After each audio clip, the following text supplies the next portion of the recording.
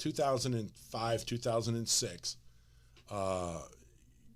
Kurt came to me about wanting to create an exit plan. So we kicked around several ideas, and I'll get back to this one, or I can share this with you. You talk about, do you belong in a group? So I took this strategy that Kurt had come up with, the price and the thing, and I sat in there and I took it to my Vistage group, which was my group of guys, and I shared it all. And at that time, I would have bought the company because that's all I wanted to do was buy it. Yeah. There's nothing you could have said at that point in my mind. I did my presentation to the group, and I was buying that business. Didn't care what they said. Right. So there's a senior guy in the group, and he actually did mergers and acquisitions for the company that he involved in. And he goes, John, let me get with you after the meeting. I'm like, okay. So after the meeting, he's got a red pen. I don't know why he had a red pen. He had a red pen. He starts writing on the sheet, and he goes, about 6 months. And I said, really, 6 months? You think I'll be profitable in 6 months? He goes, no, you'll be broke. Oh, wow. I said, excuse me? He goes, yeah, you got about 6 months of payroll and cash flow, and you'll be out of business. So I'm like, okay, well, this clearly isn't a good idea. Yeah. So I went back, talked to Kurt at the time, and he and I kicked it around a little bit more, and we decided we'd do a sweat equity plan. And so we put together a program that I'd work 5 more years for sweat equity at 50%, and then I would buy the last 50% out. And so what I did is I ran it full-time for the next 5 years, which we saw incredible growth.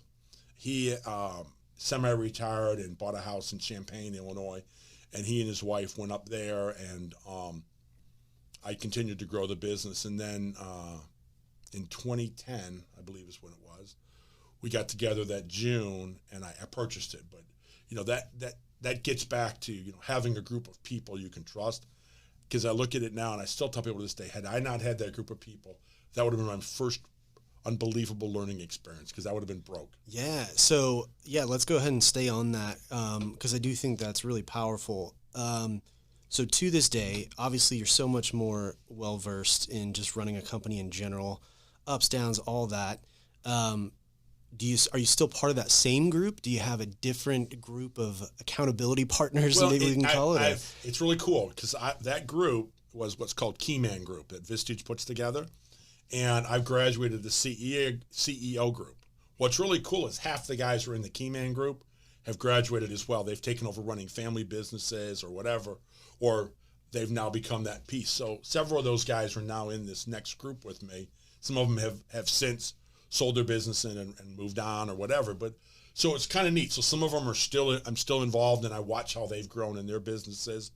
But I think it's probably something that I hold as the best decision I ever made, getting involved in there. I had known a little bit about Vistage back in my early days at Images, because the CEO of that company and then the president had both gotten involved with it. And I had a little experience working with them. But just the ability to sit with a seasoned CEO and bounce ideas around, and then later, to sit at a table with anywhere from 8 to 12 senior business leaders, and you talk about it, there's so much that we don't see. We emotionally get involved in a deal. We look at the deal and we go, this is the deal. I want this deal, or it's even a sale. It's like, this sale's important to me. Yeah. It's the right thing to do. And we don't go back. We don't tear the sale apart. We don't realize, you're going to make that sale or get that piece of business, but you're going to lose money at it. Mm-hmm. And that's where this group, because they're not emotionally attached to it, right? They sit there and they start going, well, da-da-da, and then they start asking you these questions. And after an hour and a half of being, emotionally torn apart, right. you go, I'm used, you kind of just shake your head and you go, that was a beating. but then you're better for it. You've learned, and you may still go through with the deal, but now you know where all the holes are. And not just the holes that you as a seasoned business owner might have seen, but 12 other people, because they're all coming. The great thing is none of us are in the same industry. They're coming from all different industries. Some of them have, companies that are 10 times the size of mine. Some are smaller than mine, but they're all coming with different perspectives, different educations. And so I truly believe that's really what helped us even convert and survive COVID, is just having resources outside of your block or group of people that can guide you and direct you, and then having a coach like mine, who I do truly believe is the best Vistage coach out there. Yeah. To bounce stuff off of. It's just unbelievable. Yeah,